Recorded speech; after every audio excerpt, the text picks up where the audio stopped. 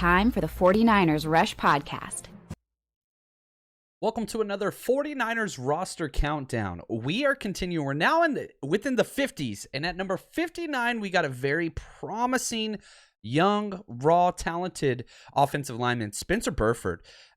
This is a player, if you want to know anything else about him, he picked number 74. That's his jersey number. So Staley's old number, the 49ers chose not to retire it. Anyway, he gets it. 6'5", 300 pounds, and probably my favorite thing about this prospect, 21 years old. Young, raw, perfect frame, lots of talent. This is going to be a prospect that the 49ers are going to have to cultivate. He is not, again, he's making the roster. Okay, only 53 people make the roster. I have him at 59. Why? This is a redshirt candidate in the truest sense of the term.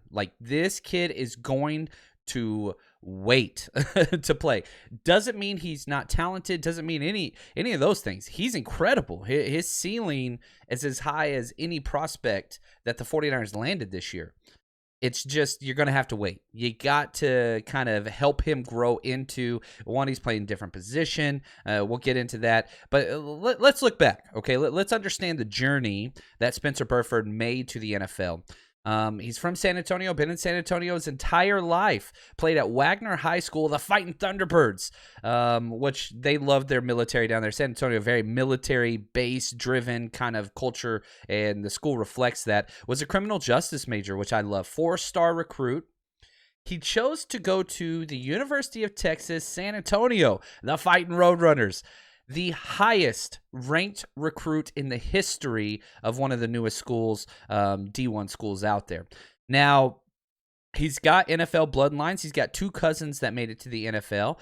Adrian Waddle, who was a tackle, and Sam Hurd, who was a wide receiver. Now, back to Burford. Okay, he steps in, starts 10 games right off the bat as a freshman. Kind of his entire personality is bully, angry. He's just an NFL prospect. You see him and you're just like, oh, that guy's good. You don't have to see a snap. You can just see, oh, that's a Madden created character there. Again, 6'5", 300 pounds, and it's not bad weight. He could add more weight, more strength if he wanted to. Not that it's necessary, but they're moving him inside. He got all of the second string reps in OTAs and minicamp at right guard, which is interesting because he never really played right guard. Again, as I said before, the highest recruit ever landed by UTSA. And, man, he's just done so much. Now, let's look at his athletic profile. Just a couple metrics from him in high school, okay? All district, all-star games, all those things. He registered 87 knockdowns and 12 pancakes in 2016 alone. He's a mean guy. Whenever you turn the film on, you chuckle a lot because he's just tossing people around like rag dolls. Now, his athletic metrics ran a 5.19 40. Okay, that's average. All right. Broad jump 105. Okay. 20-yard shuttle 4.73. Vertical 27.5. Pretty good. So not overly athletic. You're drafting the frame. That's the frame, the mentality, and just the meanness. That's what you're getting with him. The upside. That's the whole idea. Now, he was picked in the 4th round by the 49ers, number 134 overall. And, man, you look at, again, 21 years old, frame and upside, 4-year starter. He's at his best for speed rushers. When you turn that film, you can't get around him. Just cast a shadow, man. That's he's just so big and massive and long. Even though he's got tackle metrics, the 49ers like him inside. So I'll say this. Great hands, good mobility in the run game for his size, but he can add so much more. You didn't draft Spencer Burford for what he is. 21 years old, raw. You get to carve him. You get to build him into what you want. This is a project play with immense upside. Probably one of my favorite things that I saw about him is his heavy hands. When you're watching film and whenever he engages with a defender, you see the head pop back, the helmet pop back every single time his hands touch somebody. Very heavy-handed, gets to the second level with ease. That's why they like him at guard. That's why he's a zone-type guy. He did have 11 penalties in 2021. That's something that, again, raw, going to have to be coached up.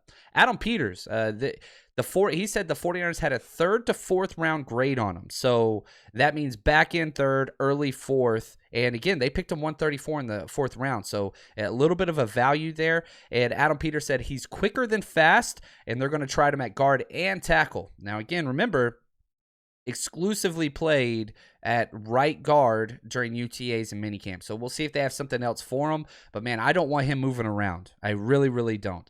Now, while he was at UTSA, he was voted team favorite, and what they do there is they vote for the toughest guys on the team, and they get single-digit jersey numbers. And so he got one of those jerseys. Now, he can't wear that for the games, but he was, again, somebody that was singled out by his teammates as a leader and as a tough guy. Now, you look at the starts. He's got 45 starts. He played a lot of games. So 21 at left guard, 20 at left tackle, 2 at right tackle, and then 2 games where he came in and kind of bounced around. But again, he's got a lot of work all over. It's going to be interesting at right guard. I would not have picked that spot for him, but we'll see how he goes. Senior Bowl, my athletic comp and my play style comp are the same. Very rarely does that happen. It's Bobby Evans out of OU. So good player comp, and that's kind of the trajectory you're looking for and what he's going to be able to do. Now, what are his projections? He's a 4th round rookie, and the reason why I have him at 59, he's making this roster, no questions about it. He's a 4th round pick. He's making the roster. He's a lock. But I have him 59. I cannot find a way for him to make the field. I don't see that at all this year. They got him at right guard right now, might move him to left guard, maybe some tackle work, I don't know, but even if, so I think, left guard's going to be Aaron Banks. Center's probably going to be Jake Brindle. Right guard's going to be Brunskill. I don't even think he's going to be the backup at right guard. I think he could be a healthy scratch on early games because even if, let's say, Brunskill moves to center because Brindle can't handle it, I think Jalen Moore would be the right guard or even Colton McKivitz. So I think there's a pretty good buffer between this kid right now and what it will be next year. My guess is much closer to an Aaron Banks type trajectory and development with his rookie year, where it's just a year of seasoning, a year of cultivation, and then we get to unleash him. He'll only be 22 next year. So he's Trey Lance rookie young. You know what I mean? Like, this sky's the limit, but raw, smaller school, not used to the, level of competition, but I love this kid. I think he's going to make the 53, but just redshirt. When you see Spencer Burford, just think redshirt.